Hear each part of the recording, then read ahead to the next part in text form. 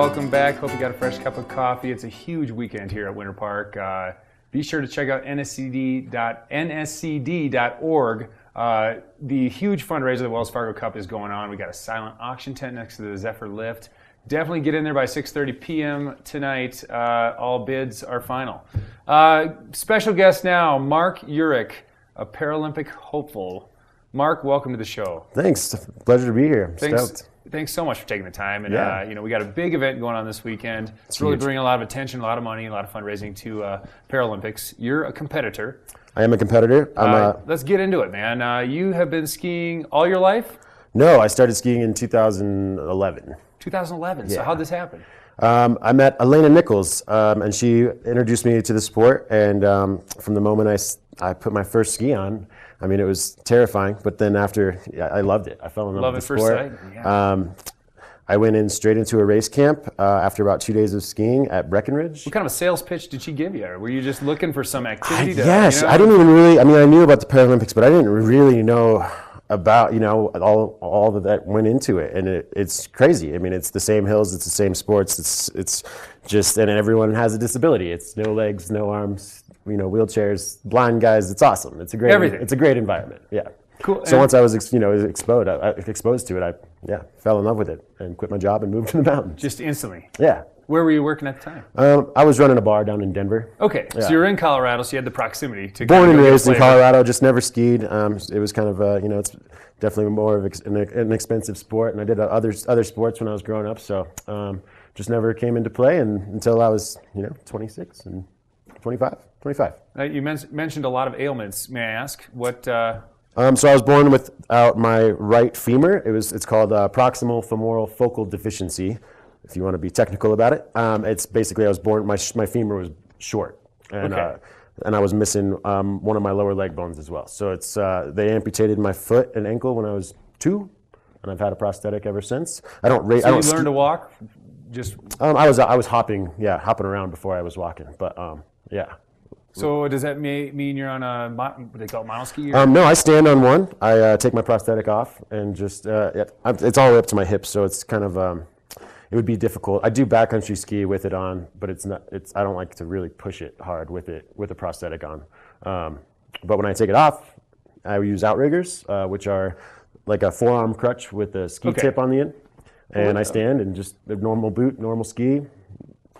So lots of speed. You've probably gone through a lot of technological advances with prosthetics. I mean, it's just crazy. They had a No Barrier Summit a few years back, and just some of the technology they were discussing just blew my mind. It's definitely coming along, yeah. So are you, trying to get, obviously it sounds like your outdoor recreation has kind of gone up greatly in the last, or were you already doing a lot of outdoor activity, just not skiing? Yeah, I just never skied. I always I rock climbed, cycled, hiked. I love being outside. We've always camped and fished, and my family hunts. And so I've always been an avid outdoorsman, but once now I've got the full package, I can do it all in one, ski, fish, same day. It's awesome. So when you're looking for prosthetics, do you have certain technologies that you're kind of gearing them for special activities? I'm actually really stoked. I just got this one. I'll show you if you want. Yeah.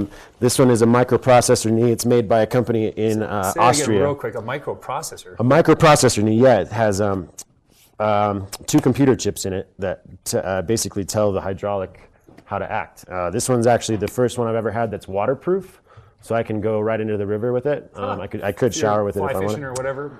Yeah, a lot of fly fishing. I've gotten it pretty wet, but it's awesome. This is the charger back here. It's magnetic. It hooks up Bluetooth wirelessly to a computer that my doctors they walk around with me and kind of calibrate it to my exact needs. And it's called the X3. So are the chips making more movements like your other knee, or how does that? What are the chips for? They pick up sensors in the foot that send signals to the knee to tell it what to do. So if I start running, it knows to kick it out faster. If I start going, if I go downstairs, it knows that I need a little more resistance. It knows if I'm sitting down, so it'll kind of like just lower me down. Yeah, it's pretty smart. Wow, this is some high-tech business. Yeah.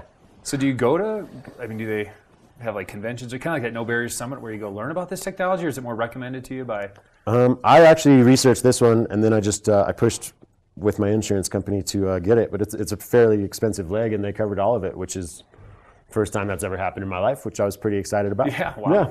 That's incredible. Yeah. So when you're skiing, let's just go back to skiing because we're Sure. in ski town and we got the big event going on this weekend. Yeah, huge. So events-wise, in the Olympics, I mean, we're talking the same skiing moguls, skiing slalom. Yeah. You know, what are the events that we're doing here? There are 5 alpine events, just like able-bodied. Downhill, Are you doing them all, Super or do G. you kind of specialize? I compete in all of them. I'm not the best in all of them. Okay. I really love downhill. There's nothing more exhilarating than flying off a mountain at 80 miles an hour, you know. But slalom is probably my best discipline. It's the slowest, most technical. Well, one of the most technical. It's GS and slalom are the technical events. Super G and downhill are the speed events. And then there's one event called the Super Combined, which is a run of Super G and a run of slalom. Sounds good. Well, you're not only going to be competing this weekend, you're going to be doing a few other contributions to the weekend. We'll talk about that a little more, but first we're going to take a quick break. All right. Once again, we got the Wells Fargo Cup going on this weekend, all weekend, and get into that tent by 6:30 tonight. Get your bids in for the silent auction and help fundraise for these guys. nscd.org, Wells Fargo Ski Cup. We're going to be right back in a moment.